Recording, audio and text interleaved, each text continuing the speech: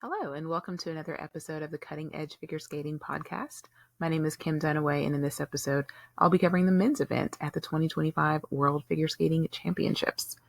This event was won by Elia Molen, going back-to-back, winning his second world title in 2 seasons, looking unbeatable and unstoppable yet again, to the awe and excitement of the crowd, and capped off what was the U.S.'s biggest world championship ever in terms of winning the third of 4 of the disciplines once Elia clinched his title.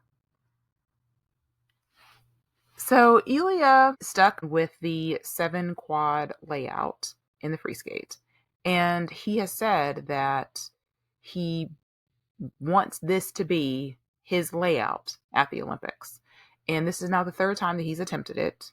Grand Prix final, nationals, and then here. I do think that this was the best of the 3 in terms of the choreography. I felt like it was so empty at Grand Prix final, and nationals was also very sloppy at times, and here it felt much, much better. I didn't have a heart attack when he did the backflip because it didn't look like he was going to fall on his head, and he was very close. I mean, this is the closest I felt like he's gotten to it. I mean, he landed several at Grand Prix final, but a lot of them were called at least on the quarter rotation, if not some undercalls.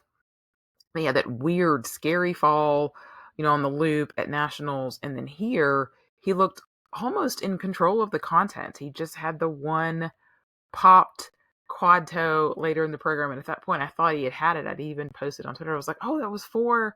I thought once he had the loop, I thought maybe he'd had it. He landed a clean loop in the warm-up. And he said even after in the press that, maybe he got too excited and lost focus a little bit going into the second Lutz. I'm sorry, not the toe, but the second quad Lutz that he had in his program. He pops to do a double, but everything else was done. Got some negative GOE on a couple of the later combos, but overall it was another stellar technical effort from Elia. I've really become to like this song. I did not like the song at the beginning of the season. I've never heard of it before, but now, I haven't downloaded it. I don't like it that much, but I do really like it. I think it's the last 2 seasons, the pieces of music that he's picked have been very dramatic on the end. They've just allowed him to really unleash, and he's such an exciting skater to watch. And it was an incredible moment, every time he was on the ice, whether they were calling him to warm up or what have you, whether it was in practices, he just excites everybody with his skating. And I think it's really, really great for world figure skating, but especially here in the US too, when we can use just as much excitement and pomp and circumstance as possible. And this short program is just really, I think, the best program of his career. He's saying he's considered keeping it for next season. I don't expect him to. I think that it's one thing if you pick a program, it doesn't work in the Olympic season and you end up going back to another one. But to make the decision to carry something for a second season, I just feel like there's just the potential for it to get stale, even as great of a program as this is. In his exhibition, we saw really a completely different side of him. He was skating to build a home, definitely dedicated to the victims of the plane crash. And he actually cried. He got very emotional doing it. So if you haven't seen that, definitely would check that out as well. And I felt like last season, I really expected for that person who was going to push him to be Yuma. Did not expect for the second place finisher to be Mikhail Shatterov. Not at the beginning of the season, not even midway through the season. I didn't really see that happening. But here we are, and Mikhail Shatterov is the silver medalist at the World Championships. And at the press conference, he said, if you would have told me I would be on the world podium at the end of the season, I wouldn't have believed it. So it's defied even his expectations as well. His programs obviously need work, right? I think a lot of people really came around to the weird, Moonlight Sonata, Take on Me mashup. I think he's such a delightful person, and his personality is very magnetic and he's a very easy skater to like, right? And so I feel bad even nitpicking at some of the things, but the step sequences, spins, all of those things are going to need work if he is going to compete with Elia. Right now, on a technical level, they're really not that far apart. Here, they were 6 points difference between their technical score, which you wouldn't think. Now, granted, Elia did double one of his big moneymaker quads, and that was part of it. But, Elia's not going to skate perfect every single time. Mikhail's not going to skate perfect every single time. But I feel like there is so much of a ceiling that we have not reached with Mikhail on the technical level. He said in the press conference that he would like to do like a triple axel Euler quad flip. I mean, why not? I feel like he ought to easily be able to do one of these crazy combinations that Elia does, because he makes jumps look so easy. And so when I watch him do a combination with a double axel on the end of it, I'm like, I feel like that could be a triple axel. I feel like he could do a Euler quad Zalcow probably. Like he's got a lot of capabilities that we haven't seen. He says he can't do a quad axel. I don't think he gets enough height on his jump in order to do that. He doesn't need to do that. What he really needs to do is develop the program components. And I don't know how far he can come in one season. I not far enough probably. But can he make Elia nervous? I mean, maybe so. Maybe so. In third place here was Yuma Kagayama. His short program was brilliant. I saw some people on Facebook that were not understanding how he was 107 points and only 3 points out of the lead. But that's what good material and good execution of that material will do for you. I mean, I'm like, are we at the point now where a quad toe, triple toe, and a quad Salchow is just like, it's just a couple quads? I mean, these are still very hard jumps, and he does them very well and gets good grades of execution. So in the short program, you shouldn't be able to just run away with the competition, right? So I thought it was so good. So going into the free skate, I was hoping that we were going to see Yuma at his best, and we really didn't. He finished 10th in the free skate, which I thought, honestly, he was going to fall off the podium. I thought that Adam was going to pull another Adam and manage to get back on the podium after not having his best short program. But no, his short program lead over Adam was huge. So I think what people were really confused is they're just thinking in terms of maybe placements or just in general. But Adam was almost 20 points behind Yuma going into the free skate. So there's just a tremendous amount to make up, even with several of the mistakes that Yuma did. And he still did some things nicely in his program. So he was able to stay on the podium here and get another world medal, not the color that he wanted. He looked very disappointed. He didn't get a lot of questions asked to him in the press conference either. So I think he was really pretty down. I think most of the thought was just maybe he was just too nervous. I really want to see Yuma at his best, because I like to see skaters at their best, because I want to see who really comes out on top when everybody does well. It's so fun when there's people that make mistakes. I want to see everybody at their best. And of course, Yuma is going to come into this Olympic season having experience. I mean, he is the reigning Olympic silver medalist, whereas Elia doesn't have that experience. Mikhail doesn't have that experience. And a lot of the other skaters that we're going to see do have that experience, even though they didn't medal. Adam Siao Him Fa and Junhwan Cha, they were at the previous Olympics, and so they'll be able to draw on that. Whereas some of the skaters that don't have that experience, it may not affect them, and it may. Only time will tell. In fourth place was Adam Siao Him Fa of France, and I felt kind of like we didn't know what we were going to get out of Adam. And when I was watching him in practice, I was like, I still don't know what I'm going to get out of Adam, because it's boom or bust. It's either like landed well or it's a disaster. And it kind of felt like that in his free skate. It was just kind of all over the place. And he went back to doing the quad Lutz, which he left out at Europeans, which kind of wish he would have left out here, but I understand. Like, he wants to compete with Elia, and to compete with Elia, he feels like he needs the quad Lutz. But it's a risk because it's not as consistent. And definitely for him this season, with a lot of the injury issues that he's had, it's just been a real challenge for him to put down that particular jump, and just in general, all of the crazy tech content that he was pulling off last season just hasn't been able to do quite this season. So I really hope that he's able to get fully healthy. Please don't spend your whole summer doing crazy acrobatics. Like, let's just work on the program and the jumps and really come back to his full potential next season. In 5th place was Kevin Aymoz, and this is Kevin's second time finishing in the top 5 at Worlds. He was 4th 2 seasons ago, and he was a big wild card. Didn't know what to expect out of Kevin, but as this short program draw near, I was like, I think he'll be okay. I think he skates good in the U.S. It always seems like every year he comes to Skate America. Well, not every year, because he's had some disastrous Skate America skates too. But the last 2 years, anyway, it's been really positive for him, and he's really brought out the best in him. And so it's really good to see him back at his normal self.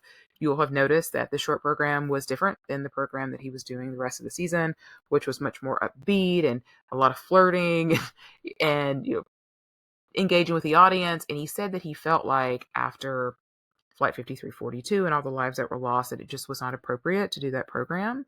And so he went back to last year's short program instead.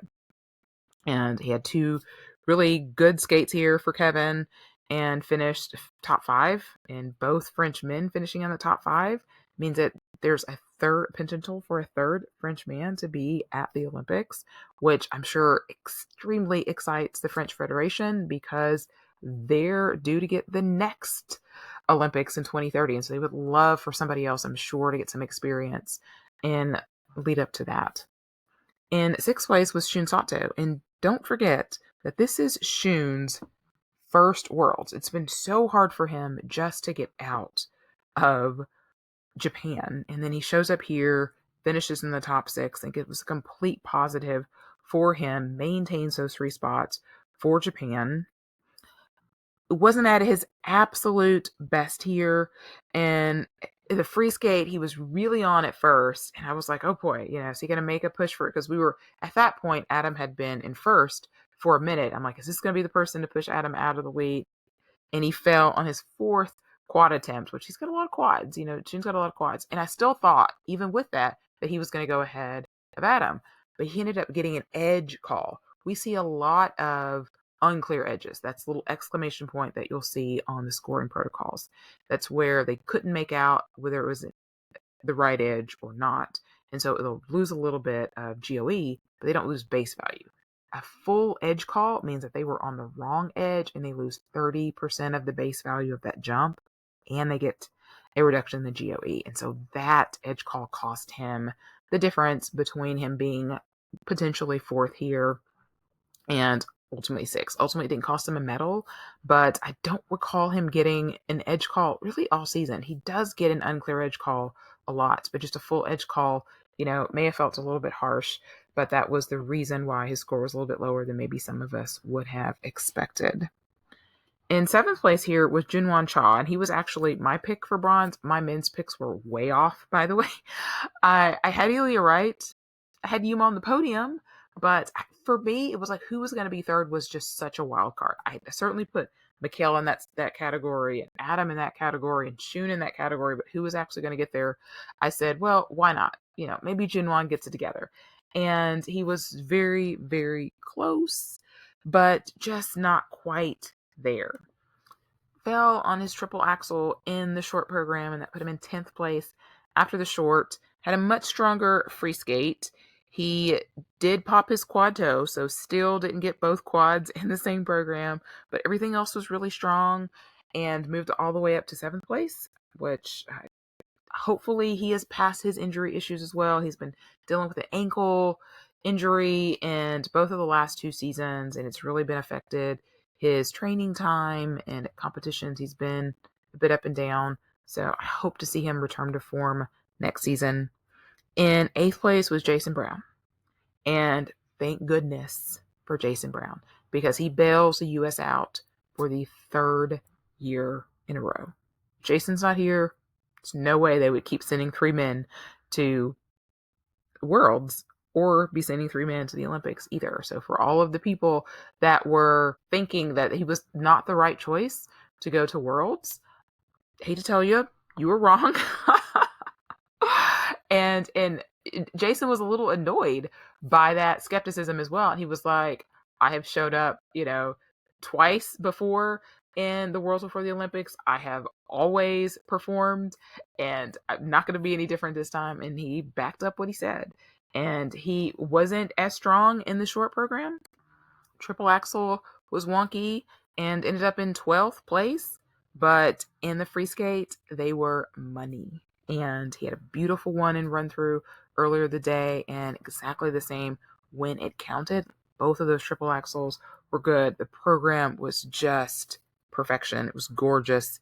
He nailed everything, and it's just such a joy to watch him skate. And this is the first time I've ever got to see Jason skate in person, and it was everything just that you could imagine. He's just such an amazing skater, and I'm so glad that he kept going in this Olympic cycle and that we got to see more of him.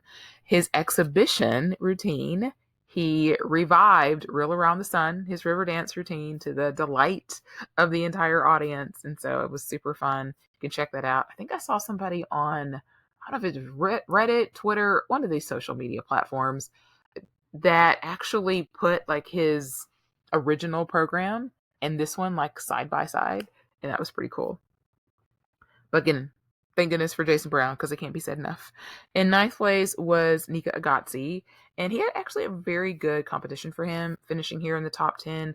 The short program was stronger than the free skate was in terms of all of the elements. The crowd was pretty lukewarm, which I was surprised, just because I remember last year at Canadians, the crowd being very, very warm and welcoming to Lawrence von Beaudry and Nikolai Sorensen. And I just figured that they were not aware of the Safe Sport report and the things that had come out about Nikolai. And so I kind of, I guess, assumed, wrongfully so, that the crowd at Boston would not really know about the history of Nika Egadze and who his coach was and all that, and cheer for him like they had cheered for everybody else. But it was very obvious that no, this was a knowledgeable crowd and they were having none of it. And it's pretty funny. I mean, he's a cool guy. Like I remember him talking at the press conference at Skate America, and he's actually got a great personality. He's really funny too. But it's hard to get past the coach. It's just hard to get past the coach. Like, none of us have amnesia, right? But even so, I think a top 10 finish for him is good here. His PCS were very low, and so he's really got to continue to work in that department. In 10th place was Nicolai Mimola of Italy. And he has just completely transformed his skating this side of this skating season. So whatever his team has figured out, keep it up. I don't know if they're going to a psychologist. I don't know if they figured something out technically, but he's just been so much more of a cleaner skater. It's been really good to watch. I will say, the free skate, I had not properly recovered from Andrew Torgashev's skate, who skated right before him. And so I didn't feel like I really captured the entirety of his performance. I did go back and watch it later. There's a big gap in his program components. And so, this is just, he's just a couple years out of juniors. He's still working on a lot of those things. But I can see the growth in him just in this season. And that's really exciting to see. It's going to make very, very brutal in Italy. But I'll talk about that a little bit later, going into the Olympics next season. In 11th place was Denis Vasilyev of Latvia. He landed the quad sow in the free skate, and of course he got an undercall, but still, kudos. We'll definitely take it. He did not attempt it in the short program, thank goodness. And of course he fell on the triple axel. I was like, no, Denis, no. But so he was pretty far down in the standings, but he had a brilliant free skate, landed both of his triple axels, even though he got under on the second one. Like, the crowd, just boisterous applause, and it was just so good to see him and get back into that top 12 so that he can get those Grand Prix assignments. 12th place was Lucas Bridgke, hot off of his title at Europeans. But this really was sort of encompassing what he's been experiencing all season, which is just a lot of inconsistencies. In his short program, had mistakes on both of his first two jumping passes, didn't fall, they weren't clean.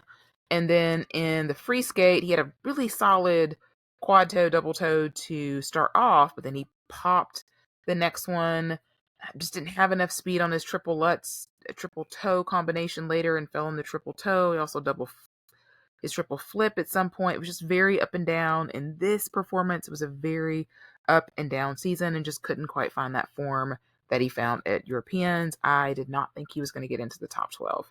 at all. He got bailed out by Andrew Torgashev and ended up in the top 12 to get those 2 Grand Prix assignments.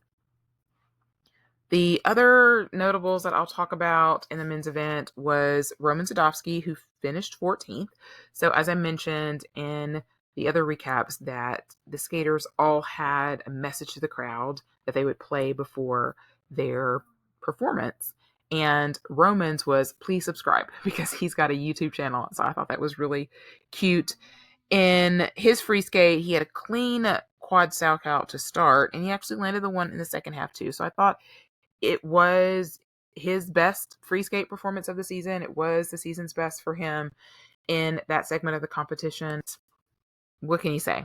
I mean, I think I said it on Twitter that it's okay that Canada's not going to get 2 men.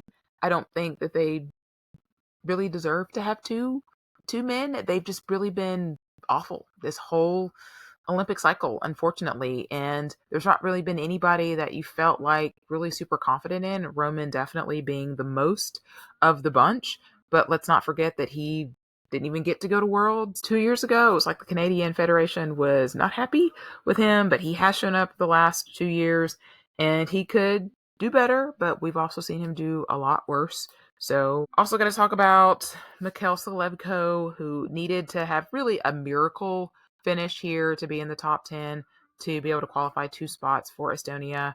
And Alexander last season was 11th and just missed out for qualifying 2 spots by just a couple of points. And here, unfortunately, Mikhail was not close to the top 10. He finished 19th overall, so only one Selevko brother is going to get to go to the Olympics. So it's really, really unfortunate for those guys. Tetsuya Seboy barely made the free skate. I definitely questioned the decision to send him over Kalmura. We don't know that Kalmura would have done any better here. He could have had an explosive performance and finished on the podium, or he could have had a Vincent Zhou like performance and not made the free skate. Like, you don't know. He was very up and down all season. But Tetsuya Seboy made the free skate by 0.16. It looked like for a while that there was a very good chance that Japan was going to have to send a man to qualify that 3rd spot if he didn't make the free skate. He did make the free skate. He ended up finishing 21st, but definitely lower than we're used to seeing Japanese men for sure. All right, let's talk about Andrew, because Andrew was brilliant in the short program. Brilliant. He was 8th. And I was like, Andrew, is he about to finish higher than Jason Brown? Because Jason Brown was 12th after the short program. Like, this would be amazing for him. This would, give him so much clout going into next season for that Olympic spot. He would get 2 Grand Prix assignments because he would finish in the top 12. And in practices earlier in the day, his quad toes looked so good at the beginning of practice. They were kind of iffy in the middle there. And then by the end, they were like good again. So I was confident that he was going to skate well. And he fell on both of his opening quad toes, which was a big gut punch. Struggled on the triple axel. I just felt like his step sequence is very uninspired, and we're used to seeing him bring so much out in that. He had a hand down in a second triple axel. He stepped out of his Salchow and his Euler combo. He ended up with 125 points. He was 23rd in the free skate, and he fell from 8th to 22nd. So he actually finished worse than what he finished 2 years ago at his first Worlds when he was 21st. And it was just so demoralizing. I joked on social media that, he's been with Brandon all season. Like, obviously, he's coached by Rafael Arturian, but Brandon has been going with him to competitions. He went to the Grand Prix. He was with him at Nationals. And here, Rolf was here. He was here with Sofia Samoltakina, who he coaches, and he was also in the Kiss and Cry with Elia, and then he was also here with Andrew. And I just felt like, did that throw off what was working? Like the superstitious part of me that's like, when you're an athlete and something's working, like, you do the same thing, you do the same routine, you eat the same food, you wear the same socks, right? And, did that have anything to do with it? Was it the crowd, the excitement of the crowd? Did that throw him off? This is what he said to U.S. figure skating media after. I just couldn't get into my skates, honestly. The warm-up felt so good. It was really crazy out there. I could barely hear myself think. It was amazing, amazing atmosphere. But after the break, I retied my skates and I just couldn't feel it at the same way as I did and tried to push through regardless. I was just a little tight. I wanted to perform so well.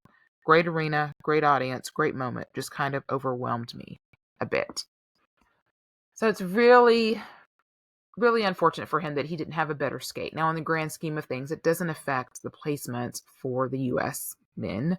Once all three men made the free skate, they were in good shape, provided that they made those placements with the top two men, which with Jason's placement and Elia's placement, they got it.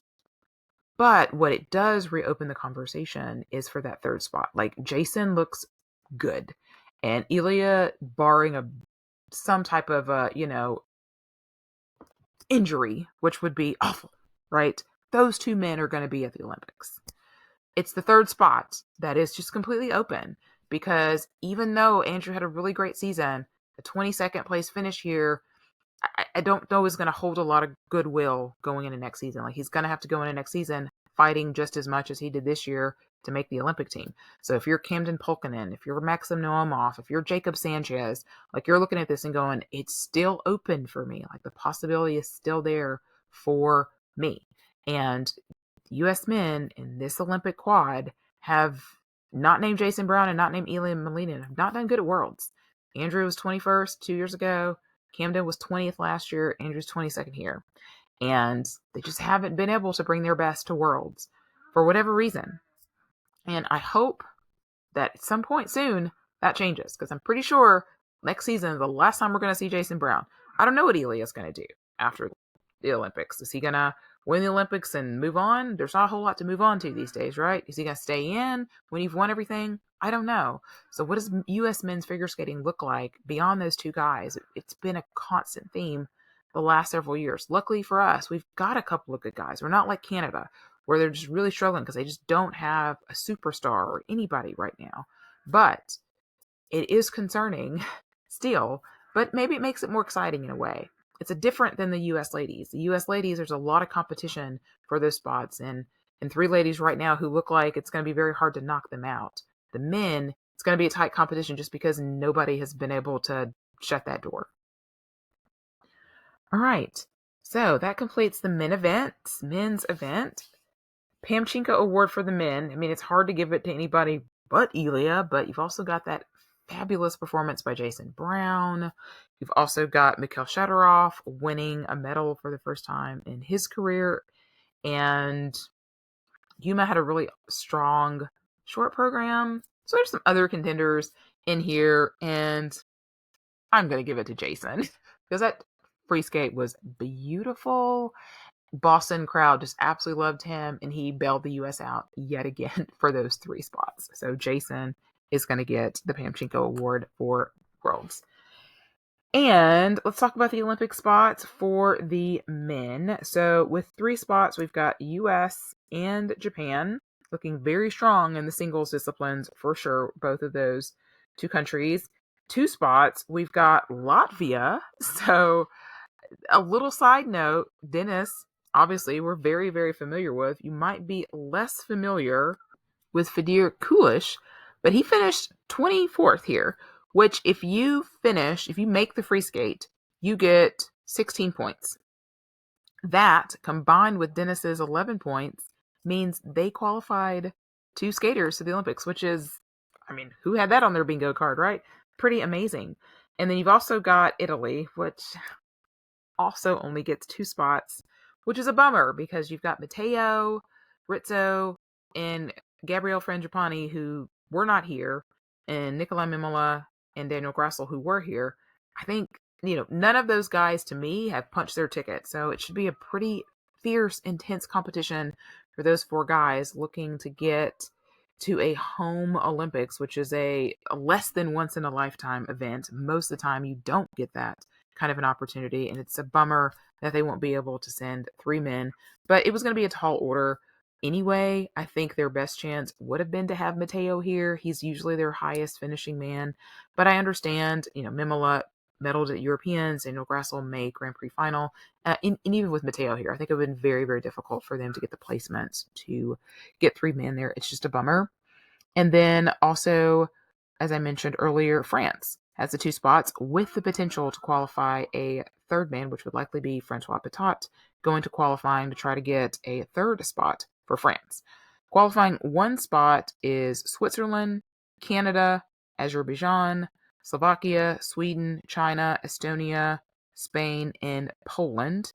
And then Korea does have a chance to get a 2nd spot, because even though Young Kim did not qualify for the free skate because June finished in the top 10, they are eligible to send a skater, not named June, to the qualifying to potentially get a 2nd spot.